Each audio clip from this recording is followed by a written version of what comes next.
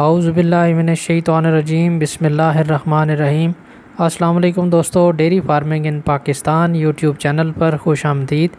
امید ہے کہ آپ سب خیریت سے ہوں گے۔ آج ایک بار پھر ایک بہت ہی زبردست اور معلوماتی ویڈیو لے کر آپ کی خدمت میں حاضر ہوں۔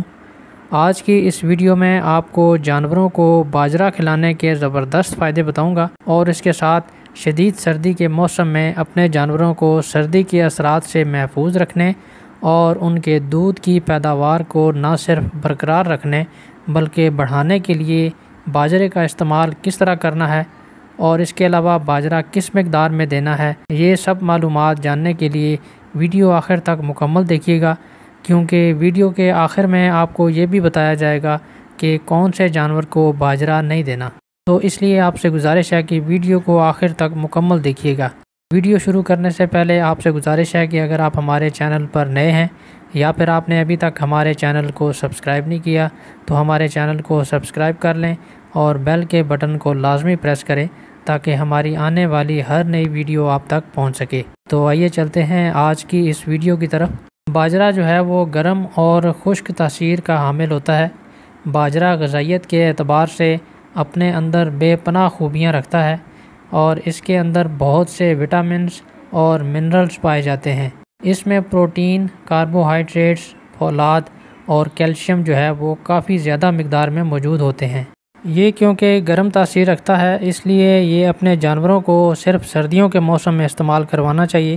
جب سردی بہت زیادہ بڑھ جائے تو جانور سردی کے اثرات کی وجہ سے سٹریس کا شکار ہو جاتے ہیں، جس سے ان کے دودھ کی پیداوار میں بہت زیادہ کمی واقع ہو جاتی ہے، اور اس کے علاوہ دودھ میں فیٹ کا لیول بھی کم ہو جاتا ہے۔ ایسی صورتحال سے بچنے کے لیے اپنے جانوروں کو باجرہ ضرور استعمال کروائیں۔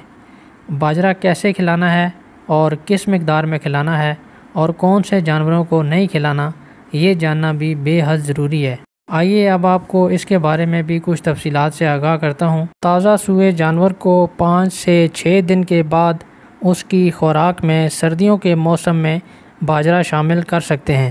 اس کے لیے آپ آدھا کلو باجرے کا موٹا دلیا پانی میں گرم کر کے اسے ابال کر ٹھنڈا کر لیں، اور جو بھی ونڈا آپ استعمال کر رہے ہیں اس کے ساتھ یہ آدھا کلو باجرے کا دلیا استعمال کروائیں۔ لیکن یہ ضرور یاد رکھیں کہ باجرے کو اکیلا کبھی بھی استعمال نہیں کروانا بلکہ ونڈے کے ساتھ ملا کر استعمال کروانا ہے، اور باجرے کی مقدار بھی آدھا کلو سے زیادہ نہیں ہونی چاہیے۔ تازہ سوئے جانوروں کے علاوہ آپ باقی دودھ والے جانوروں کو بھی اسی طریقے کے مطابق باجرہ دے سکتے ہیں۔ اس سے وہ سردی کی شدت سے بھی محفوظ رہیں گے، ان کی صحت بھی اچھی رہے گی، دودھ بھی بہترین ہوگا اور دودھ میں فیٹ کا لیول بھی زبردست ہوگا۔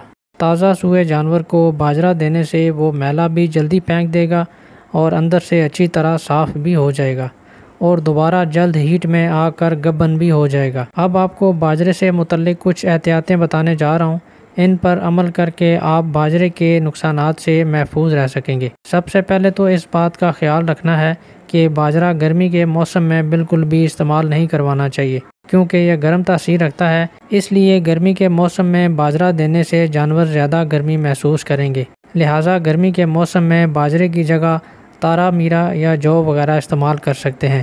تارا میرا اور جو کے بارے میں انشاءاللہ آپ کو کسی اور ویڈیو میں بتائیں گے۔ اب آپ کو باجرے سے متعلق ایک احتیاط بتانے جا رہا ہوں، اور وہ یہ ہے کہ باجرے کا استعمال گبن جانوروں میں بالکل بھی نہیں کرنا چاہیے، کیونکہ اس کی تاثیر گرم ہوتی ہے اور اس وجہ سے جانور بچہ گرا سکتا ہے۔